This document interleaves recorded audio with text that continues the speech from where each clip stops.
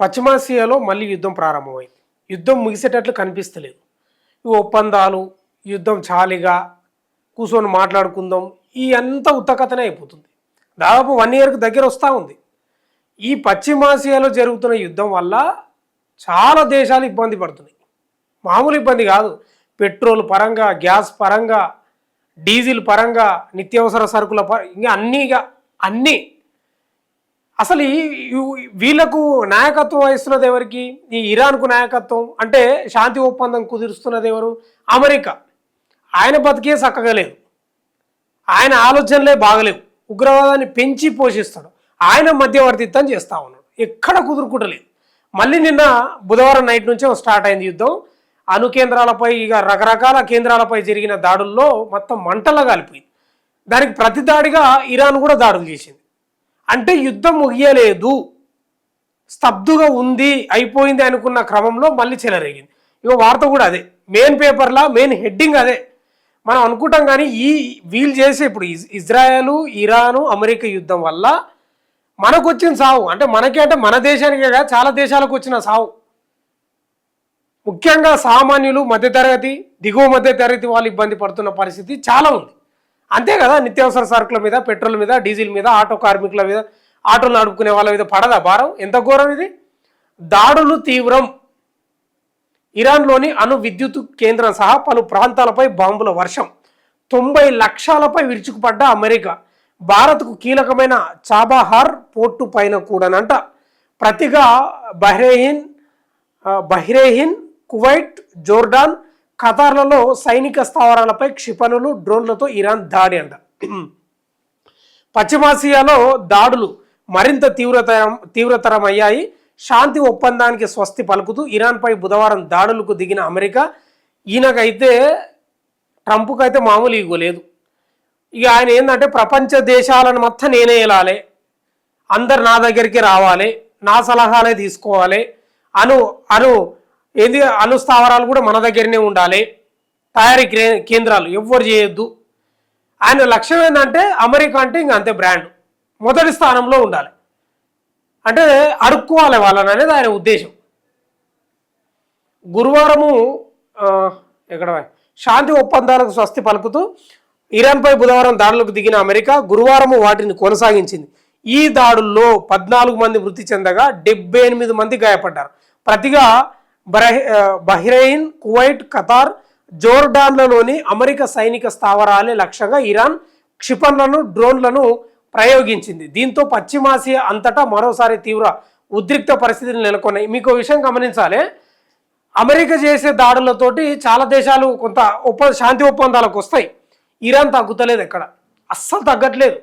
వాళ్ళు కూడా ఏంటంటే వాళ్ళ సుప్రీం లీడర్ ఖమేనీని చంపారు కదా అమెరికా, వాళ్ళు కూడా తెగించారు, ఇంక ఏడికైతే ఆడికి అయిందని.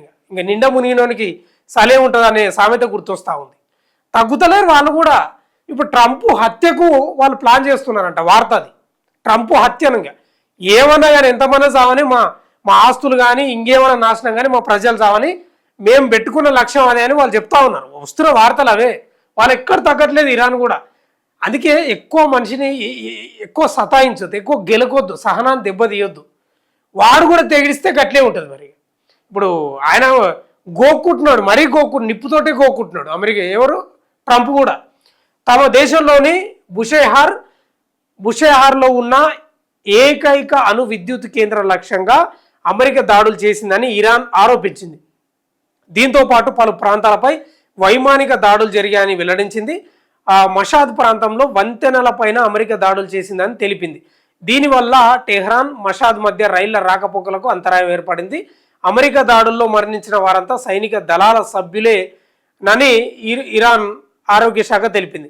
ఇరాన్లోని 90 లక్షలపై దాడులు చేశామని అమెరికా సెంట్రల్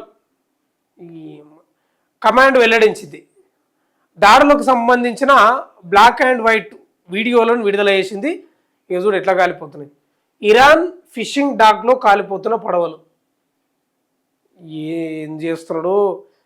అక్తాకే ఖాన్ రైల్వే వంతెనను అమెరికా పేల్చివేసింది. ఇది తుర్కుమెనిస్తాన్, కజకిస్తాన్ల ద్వారా ఇరాన్, చైనాను కలుపుతుంది. ఇరాన్పై అమెరికా ఆంక్షలు విధించిన సమయంలో రష్యాకు కార్గోను ఈ మార్గం ద్వారానే తరలించారంట. హార్ముజ్లో నౌకలను అడ్డుకుంటున్న ఇరాన్కు చెక్ పెట్టడానికి ఈ దాడులు చేశామని అమెరికా ప్రకటించింది. తుర్కియాలో నాటో సదస్సును ముగించుకొని తిరిగి వెళ్తూ ఇరాన్పై దాడులకు సంబంధించిన వీడియోలను అమెరికా అధ్యక్షుడు ట్రంప్ షేర్ చేశారు. ఆ సైరన్ల మూతనంట. బహ్రెయిన్లోని అమెరికా నౌకదళ 5వ ఫ్లీట్ స్థావరంపై కనీసం 3 సార్లు ఇరాన్ దాడులు చేసింది. దీంతో భారీగా సైరన్లు మోగాయి. ఖతార్, కువైట్ల వైపు క్షిపణులు దూసుకొచ్చాయి. గురువారం మధ్యాహ్నం జోర్డాన్లోనూ సైరన్లు మోగాయి. కువైట్ వైపు దూసుకొచ్చిన క్షిపణులను అడ్డుకోవడంతో శకలాలు పడి ఒకరికి గాయాలయ్యాయి. ఒక క్రూజ్, 3 బాలిస్టిక్ క్షిపణులు, 10 డ్రోన్లను కూల్చివేశామని ఆ దేశం ప్రకటించింది. 8 ఇరాన్ క్షిపణులను అడ్డుకున్నామని జోర్డాన్ సైన్యం ప్రకటించింది. ఇక చాబహార్పై అమెరికా దాడంట. ఇరాన్లోని చాబహార్ పోర్టుపై అమెరికా దళాలు దాడులు చేశాయి. ఇది హార్ముజ్కు బయట గల్ఫ్ ఆఫ్ ఓమన్కు దగ్గరగా ఉంది. హిందూ మహాసముద్రం నుంచి ఇరాన్ సముద్ర వాణిజ్యానికి అవసరమైన డీప్ వాటర్ పోర్టు ఇక్కడ ఉంది. ఇరాన్కు ఇది ఆర్థికంగా కీలక ప్రాంతం. భారత్ పెట్టుబడులతో ఈ పోర్టును అభివృద్ధి చేస్తున్నారు. భారత్ పెట్టుబడులు పెడుతుందంట. ఇక్కడి నుంచి ఆఫ్ఘనిస్తాన్, మధ్య ఆసియాకు సరుకులు రవాణా చేయాలని భారత్ భావిస్తుంది. ఇక దానిపై కూడా మనకు కూడా దెబ్బ పట్టట్లే కదా. అమెరికా దాడి చేసిన ప్రాంతాలంట బుషెహార్, బందర్ అబ్బాస్ పోర్టు నగరం, సిరిక్, కుహెస్తాక్, చాబహార్ పోర్టు, జస్కు, అబు ముసా ద్వీపం, కొనరక్, పాకిస్తాన్కు సమీపంలోని ఇరాన్ షహర్ విమానాశ్రయం అంట. ఇక ఇరాన్ దాడి చేసిన ప్రాంతాలు ఏంటంటే కువైట్లోని ఆరిఫ్ జాన్ అంట, అలీ ఆల్ సలేం అమెరికా సైనిక స్థావరాలు, పెట్రియాట్ క్షిపణి వ్యవస్థ, బహ్రెయిన్లోని జుఫైర్ స్థానిక స్థావరం, చమురు డిపోలు, ఖతార్లోని శాటిలైట్ యాంటెన్ అంట. ఈ పొగ చూడండి ఎంత ఘోరంగా పోతుంది. షిప్పులు, పడవలను క్షిపణులు వేస్తే దాని మీద ఎంత ఘోరంగా కాలిపోతుంది. అంటే ఈ ఒప్పందాలు మరి ఎప్పుడు శాంతి ఒప్పందాలను రగిలిస్తారు వీళ్ళు? ఎన్ని రోజులు చేస్తారు యుద్ధం? ఇరాన్ ఓ రకంగా ఓకే ఒప్పుకుంటుంది శాంతి ఒప్పందానికి. అమెరికా పెట్టిన కొన్ని ఆంక్షలు ఏవైతేనో దానికి తలొగ్గుతలేదు. మీరు ఇలానే ఉండాలి, మీరు క్షిపణులు తయారు చేయొద్దు అని అమెరికా విధిస్తుంది ఆంక్షలు. అరే మేమెందుకు తయారు చేసుకోద్దామా? మా దేశంలో మేము తయారు చేసుకుంటాం, మా భద్రతా వ్యవస్థ మేము కూడా గట్టి ఉండాలి కానీ వాళ్ళు చెప్తా ఉన్నారు. లేదు మీరు చేసుకోవద్దు, ఉంటే మా దగ్గరనే ఉండాలి, లేకపోతే ఎవరి దగ్గర ఉండొద్దు అనేది అమెరికా యొక్క ముఖ్యంగా ట్రంప్ చేస్తున్న చర్య.